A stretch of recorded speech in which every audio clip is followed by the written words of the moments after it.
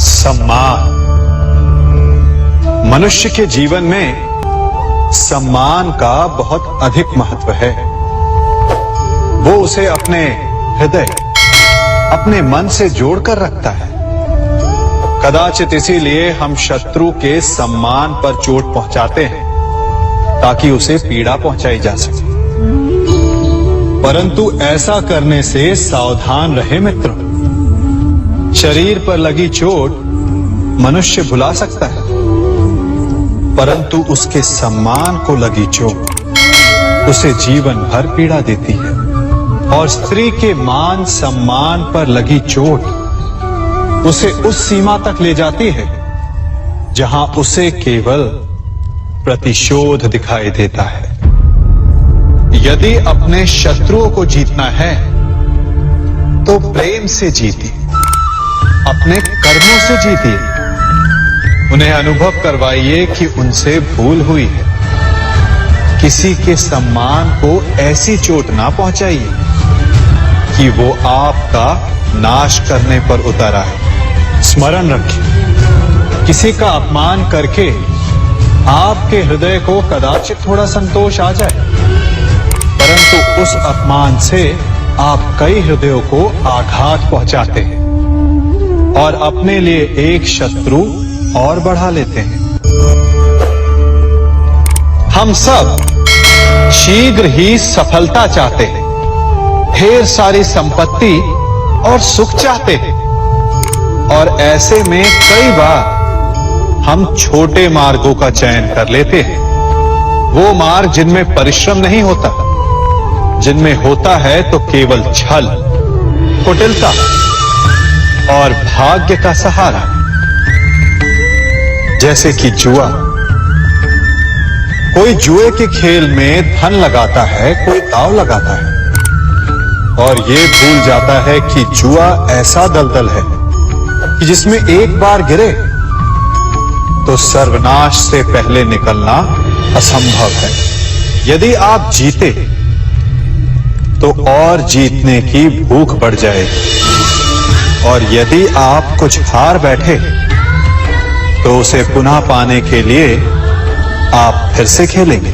मनुष्य को ये आभास ही नहीं होता कि अपनी संपत्ति के साथ साथ वो अपनी मानवता, अपने संस्कार, अपना धर्म और अपना उत्तरदायित्व सभी जुए की भेंट चढ़ा देता है। इसलिए कुछ पाना है तो परिश्रम से पाओ।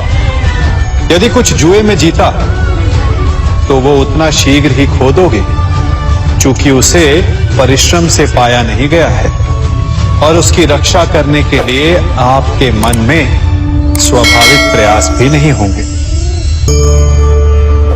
क्षमा बढ़न को चाहिए, छुट्टन को उत्पाद। क्षमा इस संसार में शांति का, सुख का मूल आधार है। क्षमा आपके मन से प्रतिशोध और शत्रुता जैसे भावों को समाप्त करती है। परंतु क्या हर स्थान पर क्षमा आवश्यक है? क्या प्रत्येक का अपराध क्षमा करने के योग्य होता है? नहीं। कभी कभी उसे क्षमा करके हम उस व्यक्ति को और बड़ा अपराध करने की प्रेरणा देते हैं,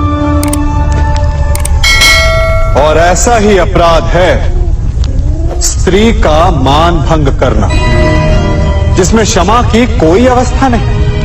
यदि सिंह भूल से गाय के बछड़े का अखेट कर ले तो उसे क्षमा किया जा सकता है, परंतु यदि वो नरभक्षी हो जाए तो उसके केवल दो स्थल होते हैं, या तो पिंजरा या फिर मृत्यु की गोद। कुछ परिस्थितियों में क्षमा के स्थान पर दंड देना आवश्यक होता है, क्योंकि ये दंड का भय ही है जो लोगों को वो अपराध करने से रोकता है। संसार में सबसे बड़ा क्या है? अभिमान और बाहुबल, या विश्वास और आस्था? निश्चित रूप से बाहुबल के महत्व को नकारा नहीं जा सकता। मनुष्य अपने बाहुबल से पर्वत को मैदान बना सकता है, सागर सुखा सकता है, मरुस्थल में नदियां बहा सकता है, परंतु बाहुबल को सहारा होता है विश्वास का। यदि मन में विश्वास ना हो तो बाहुबल किसी काम का नहीं। वो कौन सा बल है कि मोर आकाश की ओर ताकते हैं? वो विश्वास ही तो है जिसके कारण वर्षा होती है और दोनों की प्यास बुझती है। परंतु जब आपके बाहुबल का सामना धर्म के विश्वास से होता है तो बाहुबल हार जाता है और जीतता है विश्वास। विजय होती है आस्था की। यदि आप सत्य के मार्ग पर चल रहे हैं और आप अपने इष्ट में आस्था रखते हैं तो किसी भी पापी का बल आपका कुछ नहीं बिगाड़ सकता। कभी सोचा है हमारा जीवन भी उस रेत की घड़ी की भांति है? जो रेत नीचे गिर चुकी है वो हमारा अतीत है, जो अब भी ऊपर है वो हमारा आने वाला भविष्य है, और वर्तमान ये संकुचित स्थल है जहां से धीरे धीरे करके रेत गिर रही है। अर्थात हमारे पास जीने के लिए यही एक क्षण है। उसका उपयोग कैसे करना है ये हम पर निर्भर करता है। जो बीत गया उसका दुख मनाना है या जो भविष्य में होने वाला है उसकी प्रतीक्षा में क्रोध करना है। सब कुछ करने के लिए यही एक क्षण है। प्रसन्न रहना है तो उसके लिए भी यही एक पल है। प्रतीक्षा करते रहोगे तो ये पल भी भूतकाल में बदल जाएगा। इसलिए आनंद के लिए, परोपकार के लिए प्रतीक्षा ना कीजिए। आपके पास जो पल है उनका भरपूर सदुपयोग कीजिए, क्योंकि इस घड़ी को पलटकर आप फिर से समय अवश्य गिन सकते हैं, परंतु अपना बीता हुआ समय आप वापस नहीं लौटा पाएंगे।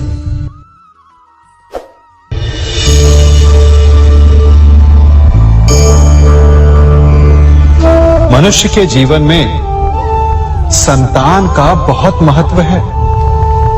उस संतान के लिए वो कितने कष्ट सहता है, उसे पालता है, पोसता है, और यदि यही संतान संताप का कारण बन जाए तो क्या ये उसका दोष है? अधिकतर ये दोष हमारे लालन पालन का होता है। बचपन में बालक के हठ को मानकर हमें आनंद की अनुभूति अवश्य होती है, परंतु धीरे धीरे अपने बालक के हठ को मानकर उसके हठ के दास हो जाते हैं। एक हठी उद्दंड और असंस्कारी संतान उस सूखे वृक्ष के समान होती है कि यदि जिसमें आग लग जाए तो वो सारे वन को भस्म कर डाले। और स्मरण रहे, जब उसमें अग्नि लगती है तो सबसे पहले वो स्वयं के घर को ही भस्म करती है।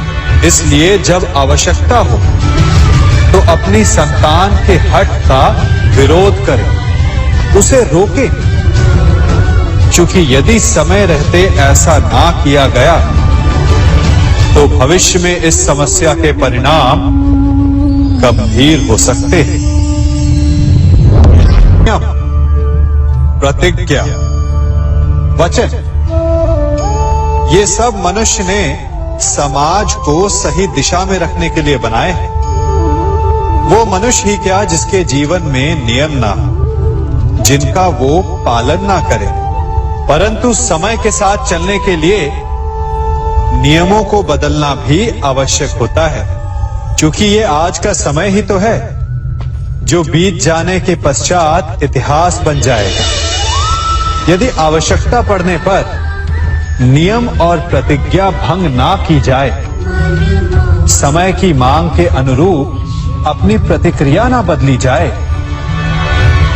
तो इतिहास हमें कभी क्षमा नहीं करेगा। आवश्यकता पड़ने पर आपकी तोड़ी हुई एक प्रतिज्ञा, एक बंधन कभी कभी पूरे मानव इतिहास को बड़े विनाश से बचा सकता है। इसलिए नियम, प्रतिज्ञा, वचन कुछ नहीं, कुछ है तो केवल समय, जिसके अनुरूप चलने वाला ही सफल हो सकता है। कभी किसी पक्षी को घोंसले की नींव बनाते देखा है?